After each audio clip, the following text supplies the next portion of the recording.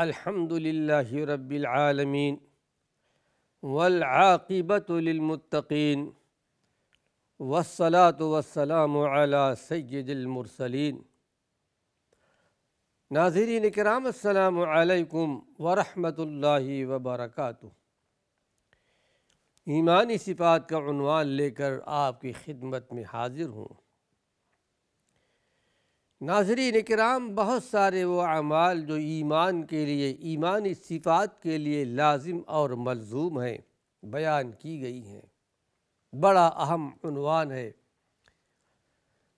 اور وہ باتیں بھی آپ کے سامنے بیان کی جا چکی ہیں اور آئندہ بھی آئیں گی، جو ایمانی صفات کے منافی ہیں، خلاف ہیں۔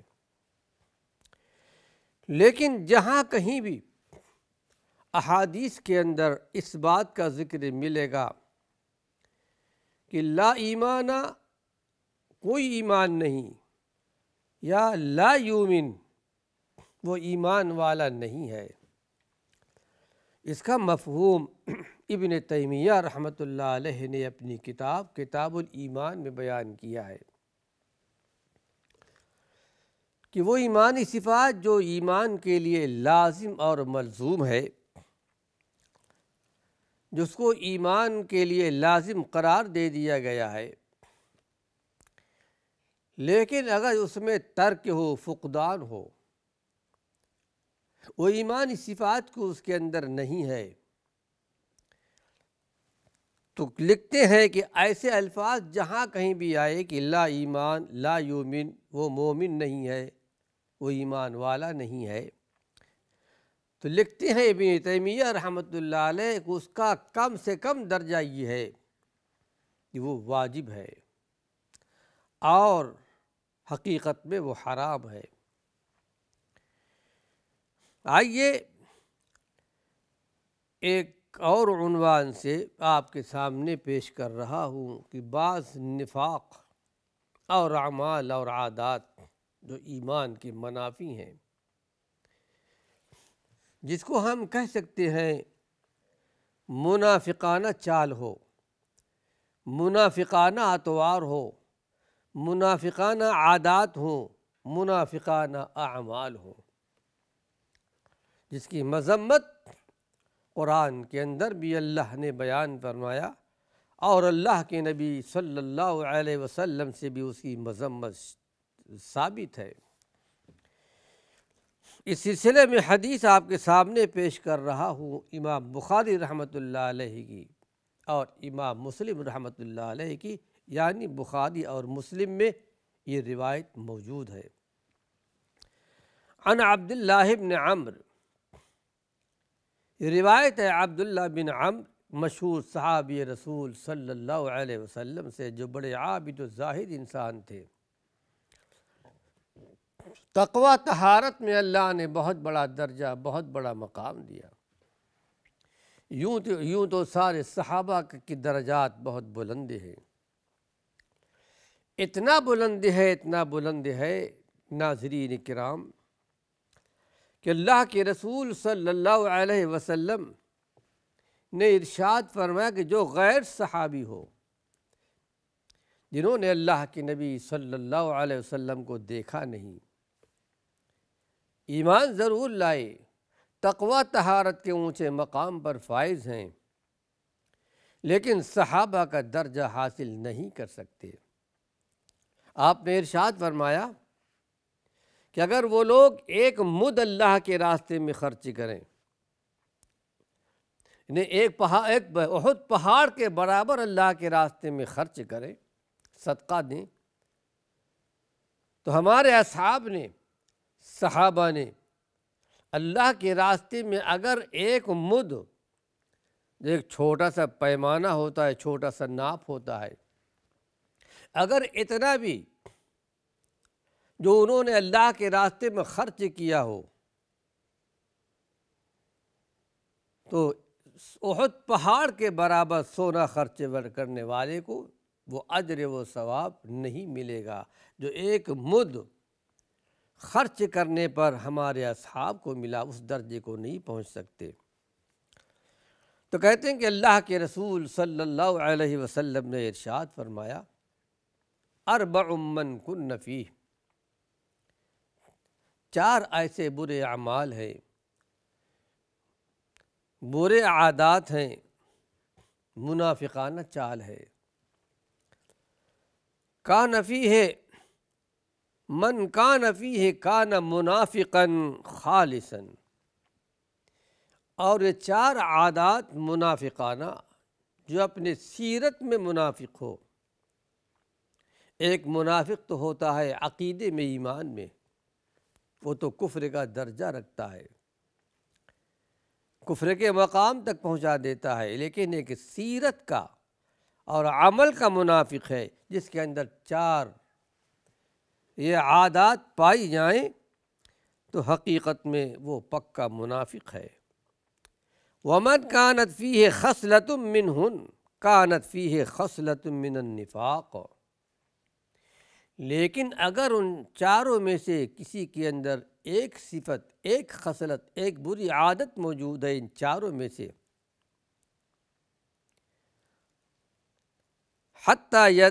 خصلۃ من النفاق، تو اس کے اندر نفاق کی ایک خصلت، ایک عادت موجود ہے۔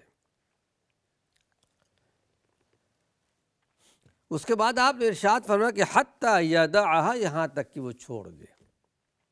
اگر نفاق کی وہ صورت پائی گئی، توبہ نہیں کیا، استغفار نہیں کیا، اس عادت کو نہیں چھوڑا، تو ایک نفاق اس کے اندر موجود ہے۔ لیکن اگر توبہ استغفار کر لیا ہے، اللہ سے معافی مانگ لی ہے،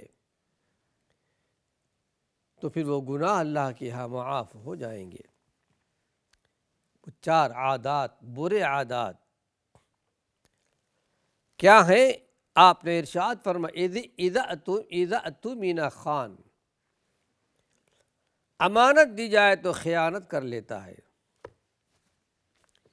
اگر کوئی امانت دے دی گئی کسی کو کہ 1000 درہم رکھ لیجئے یا 2-4 تولے سونا رکھ لیجئے، جب میں طلب کروں گا مجھے دے دینا، لیکن اس میں وہ امانت داری سے کام نہیں لیتا، درہم و دینار خرچ کر لیتا ہے، سونا واپس نہیں کرتا، یہ امانت میں خیانت ہے۔ تو ایک بدترین خصلت ہے منافق کی۔ وَإِذَا حَدَّثَ كَذِبَ، ہاں یہاں ایک حدیث بھی آپ کے سامنے بیان کرتا چلوں کہ ایک مرتبہ اللہ کے رسول صلی اللہ علیہ وسلم جہاد میں تھے، اور کسی نے 2 درہم کے برابر خیانت کر لیا تھا۔ ایک روایت کے مطابق اس نے ایک چادر خیانت کر لی تھی مال غنیمت میں سے، اور وہ پھر اسی جہاد میں انتقال بھی کر گئے، شہید بھی ہو گئے، اللہ کے راستے میں لڑتے ہوئے شہید ہوئے۔ لیکن اللہ کے نبی صلی اللہ علیہ وسلم نے جنازے کی نماز پڑھانے سے انکار کر دیا۔ صحابہ کو تعجب ہوا، پتہ چلا کہ 2 درہم کے برابر انہوں نے خیانت کی تھی۔ اتنا بڑا جرم ہے، اتنا بڑا پاپ ہے۔ اللہ سے دعا ہے پروردگار عالم ہم سب کو امانت میں خیانت سے محفوظ اور مامون رکھے۔ دوسری خصلت، بری خصلت، بری عادت، وَإِذَا حَدَّثَ كَذِبَ، بات کرتا ہے تو جھوٹ بولتا ہے، ہمیشہ جھوٹ کا استعمال کرتا ہے۔ وَإِذَا عَاهَدَ غَدَرَ، وعدہ کرتا ہے تو وعدے کا خلاف کر جاتا ہے۔ وَإِذَا خَاصَمَ فَجَرَ، جب کسی سے بحث ہوتی ہے، بات چیت ہوتی ہے، تو اس وقت یہ گالی اور بیجا بکواس سے کام لیتا ہے۔ اللہ کے رسول صلی اللہ علیہ وسلم نے ارشاد فرمایا کہ یہ خصلت منافقین کی خصلت ہے۔ آئیے اس کی شرح بیان کرتا چلوں، بڑی پیاری حدیث ہے، اور بری عادات، برے اخلاق برے اعمال کی طرف اللہ کے پیارے پیغمبر نے توجہ دلائی ہے کہ میری امت ان برائیوں میں ملوث نہ ہو۔ حقیقی نفاق، اصلی نفاق، انسان کی جو جس بدترین خصلت کا اور عادت کا نام ہے وہ یہ ہے کہ آدمی اسلام قبول کر لیتا ہے، زبان سے اقرار کر لیتا ہے، کسی مصلحت کے بنا پر، دنیاوی مفاد کے بنا پر، اپنی جان و مال کی حفاظت کے لیے، لیکن اس کے سینے میں، اس کے دل میں نفاق، کفر چھپا ہوتا ہے، دل سے ایمان نہیں لاتا، دل سے اسلام کو قبول نہیں کرتا، اور دل سے اس کا منکر اور مخالف بھی ہوتا ہے، جیسا کہ اللہ کے رسول صلی اللہ علیہ وسلم کے زمانے میں ایسے لوگ کثیر تعداد میں موجود تھے مدینہ منورہ کے اندر۔ جب آپ مدینہ منورہ تشریف لائے تو دیکھا وہاں آپ کے سامنے منافقین بھی تھے۔ ہجرت کے بعد، مدینہ منورہ آنے کے بعد، یعنی آپ کے آنے سے پہلے وہاں اسلام اور دین کی بنیاد ڈالی جا چکی تھی، جسے ہم انصار مدینہ کہا کرتے ہیں، لیکن وہاں کچھ منافقین بھی تھے۔ ایمان والوں کے اثر اور رسوخ کو اور طاقت کو دیکھ کر ایسے بھی لوگ تھے جنہوں نے بظاہر میں اسلام قبول کر لیا، لیکن باطل میں اسلام کے خلاف تھے اور بہت سخت خلاف تھے، اور اللہ کے رسول صلی اللہ علیہ وسلم جانتے بھی تھے، لیکن آپ نے نظر انداز کر دیا تھا۔ آپ کے ساتھ نمازیں پڑھا کرتے تھے، بعض اوقات میں آپ کے ساتھ ساتھ جہاد میں بھی شامل ہوئے، لیکن چونکہ نفاق کی خصلت تھی اور وہاں سے چلے آئے، جیسا کہ غزوہ احد کے اندر 300 منافقین کا ٹولہ تھا، جس کو عبداللہ بن ابی بن سلول، جسے احادیث کے اندر رئیس المنافقین کہا گیا ہے، لے کر کے واپس چلا آیا۔ تو یہ عبداللہ بن سلول یہ رئیس المنافقین تھا، منافقین کا سردار تھا، نمازیں پڑھا کرتے تھے، اور منافقین کے رد میں بہت ساری آیات بھی نازل ہوئیں، بلکہ منافقین کے رد میں اللہ رب العالمین نے مستقل ایک سورہ نازل کیا۔ تو حقیقت میں یہ وہ لوگ جو دل سے اسلام جنہوں نے قبول نہیں کیا، نفاق کا بدترین اور ذلیل قسم کا عمل ہے، اور انہی منافقین کے بارے میں قرآن حکیم میں کہا گیا ان المنافقین فی الدرک الاسفل من النار، یہ منافق کل حشر کے میدان میں، قیامت کے میدان میں جہنم کے سب سے نچلے طبقے میں جائیں گے۔ پھر قرآن حکیم میں اور بھی ان کی مذمت آئی ہے، کہیں قرآن حکیم میں کہا گیا بشر المنافقین بأن لهم عذابا علیما، اے ہمارے پیغمبر محمد صلی اللہ علیہ وسلم، یہ ایمان کے منافی، اس ایمانی صفات کے منافی جن کی زندگی ہے، منافقانہ زندگی ہے، کفر والی زندگی ہے، بظاہر اسلام لے آئے، ان منافقین کو آپ دردناک عذاب کی بشارت سنا دیجیے۔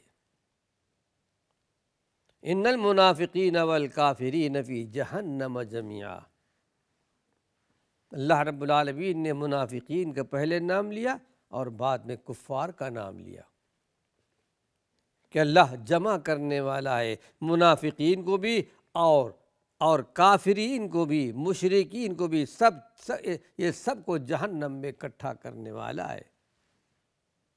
بڑی مذمت ان کی بیان کی گئی، اس لیے کہ قرآن حکیم میں اللہ نے ان کا پول کھول دیا ہے، راز کو کھول دیا ہے۔ یقولون بافواہہم ما لیس فی قلوبہم، اپنی زبانوں پر وہ کلمات لے آتے ہیں، وہ باتیں بیان کرتے ہیں جو ان کے دلوں میں نہیں ہے۔ یہ عبداللہ بن ابی بن سلول، قرآن حکیم میں اللہ نے مستقل ایک سورہ نازل کی، سورہ المنافقون کے نام سے، کہ زبانی آ کر کہا کرتے تھے کہ انک لرسول اللہ، آپ اللہ کے رسول ہیں۔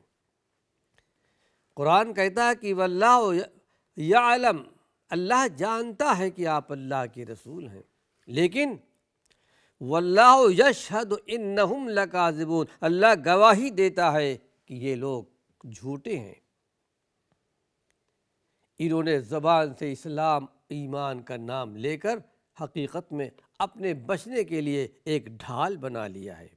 اتخذوا ایمانہم جنۃ فصدوا عن سبیل اللہ، اللہ کے راستے سے رک گئے۔ یہ سورہ نازل ہوئی اس زمانے میں جبکہ مدینہ منورہ کے اندر انصار بھی تھے، مہاجرین بھی تھے۔ انصار مدینہ جو مدینہ میں کے باسی تھے، مدینہ کے رہنے والے تھے، مہاجرین جو مکہ المکرمہ سے ہجرت کر کے آئے تھے۔ ایک مرتبہ ایک انصار اور ایک مہاجر میں کوئی گفتگو، کوئی بات چیت ہو گئی، کچھ اختلاف ہو گیا۔ انسان تھے، بنی آدم تھے۔ رئیس المنافقین عبداللہ بن ابی نے انصاری صحابی سے کہا کہ دیکھو، ہم کہتے نہیں تھے کہ یہ تمہارا ساتھ نہیں دیں گے، ان کو تم لوگوں نے گھر دیا، مکان دیا، ان کا ساتھ دیا، ان کے ساتھ تعاون کیا ہے، لیکن آج دیکھو ان لوگوں نے تمہارے ساتھ کیا کیا ہے۔ تو اللہ رب العالمین گویا یہ کہنا چاہتا تھا کہ ان کے ساتھ رواداری چھوڑ دو، مکان دیا ہے مکان لے لو، مال و دولت دینا، ان کی مدد کرنا چھوڑ دو۔ اس موقع پر یہ آیت یہ سورہ نازل ہوئی۔ ناظرین کرام، وقت ختم ہو چکا ہے۔ اللہ نے چاہا کچھ مفید باتیں اسی عنوان سے اپنے آئندہ درس میں پیش کروں گا۔ وآخر دعوانا ان الحمد للہ رب العالمین۔